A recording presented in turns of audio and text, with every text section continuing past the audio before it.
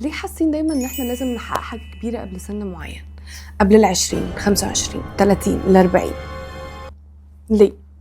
انا قربت اتم 28، ده بالنسبة لناس سن كبير، وبالنسبة لناس يا اختي كنت لسه صغنونة. ما علينا. الفكرة كلها ان انا طول الوقت كنت حاطة نفسي في سباق، حاطة نفسي خط نهاية وهمي، انا لازم احقق حاجات كبيرة جدا قبل السن ده. وانا عندي 18 قلت انا لازم احقق حاجة كبيرة قبل ال20، وانا عندي 20 قلت لا بلاش استعباط، لازم احقق حاجة كبيرة قبل 25. ودلوقتي فجأة لقيت نفسي متوترة ان انا لازم احقق حاجة كبيرة قبل ال30، وبعدين قلت لنفسي ليه؟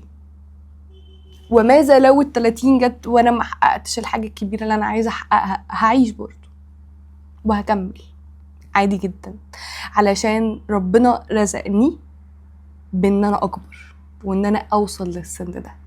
ولان فعليا الديدلاينز دي كلها ديدلاينز وهمية، انا ممكن انجح في اي وقت، اكتشف نفسي في اي وقت، اعرف انا بحب ايه في اي وقت، احب نفسي اصلا واطورها في اي وقت. مفيش ديدلاين ومفيش سن معين للنجاح، في حين ان انا كل المطلوب مني في الحياة هو السعي السعي السعي السعي فقط. والنتائج بتاعة السعي بتاعي ده ربنا هو اللي هيحدد هي امتى تبقى موجودة في حياتي، في ال30 في ال40 في ال50 في ال60، مش فارقة.